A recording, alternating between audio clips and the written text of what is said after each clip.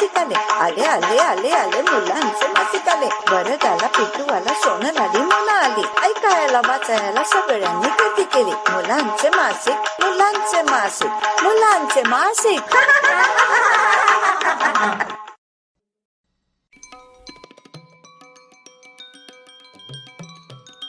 मुलांनो, आज मी तुम्हाला जी गोष्ट सांगणार आहे त्याचं नाव आहे छानदार घरटे कोणाचे. सौ विनया साठे यांनी ही कथा लिहिली आहे आणि या कथेचं वाचन करणार आहे मनीषा व्याघ्र.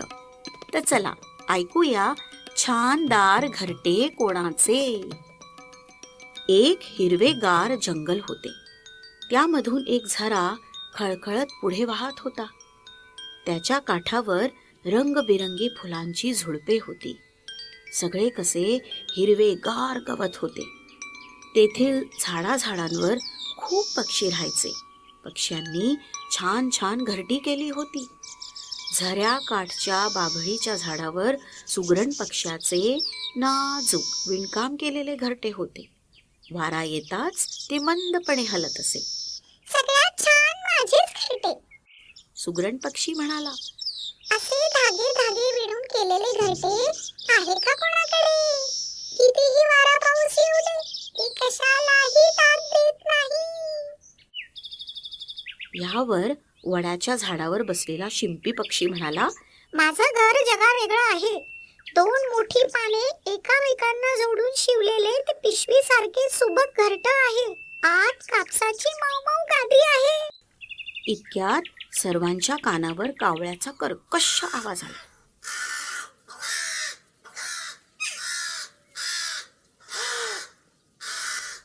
लिंबाच्या झाडावर दोन फांद्यांच्या मध्ये काड्या काट्यांचा ढीग होता.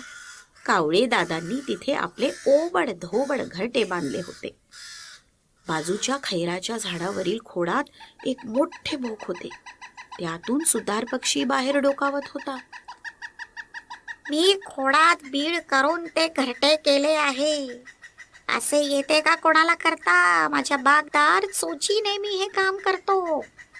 आपल्या डोक्यावरील पंखा फुलवत तो म्हणाला. यावर पळसाच्या झाडावरील चिवताईने चिवचिवाट करत आपल्या नाजूक घरट्याकडे सर्वांचे लक्ष वेधले. नाजूक काड्या, गवत, पिसांचे बनवलेले ते सुबक गोलाकार घरटे होते. एवढ्यात झऱ्याच्या काठावरून एक पक्ष्याची शीळ आली. समोर वाकलेल्या फांदीवर निळ्या रंगाचा खंड्या पक्षी बसला होता. मधूनच तो झऱ्या काठच्या मातीच्या बिळात जाऊन परत येईल. माझे घरटे कसे झराच्या काठावर आहे. शिवाय हे बोगद्यासारखे घरटे आतमध्ये खूप मोठे पण आहे. माहित आहे का? खरेच की, सगळे म्हणाले. त्यात काय मोठेसे?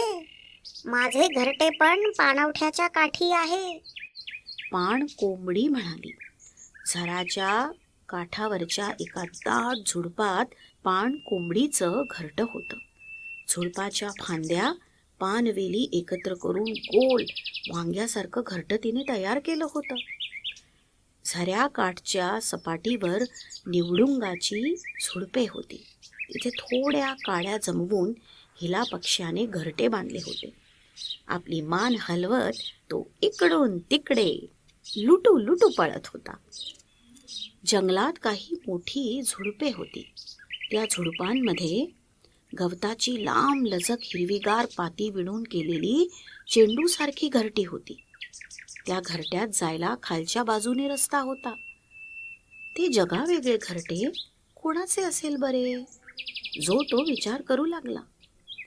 मुनियाने पाती विणून घरटे केले होते. आत मुनियाची बाळे नाजूक स्वरात चिवचिवत होती. किती वेगवेगळी घरटी आहेत नाही सर्वांची? पक्षी आपसात बोलत होते. इतक्यात सर्वांच्या कानावर पोपटाची शीळ पडली. झाडाच्या ढोलीत त्याने घरटे केले होते. त्यातून मान बाहेर काढून तो गाणे गात होता.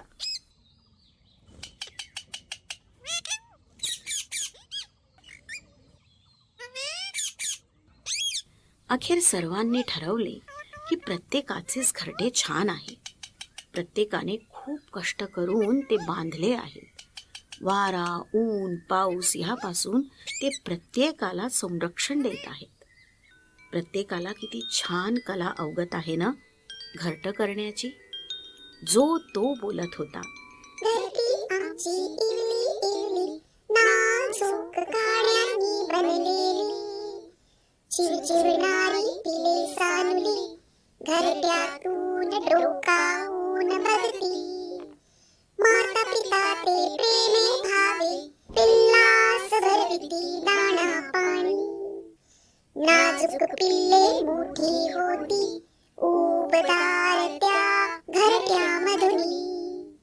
मोठी होताच घेर भरारी, पिल्ले जातात दूरवरी. तर मुलांनो, ही गोष्ट होती छानदार घरटे कोणाचे.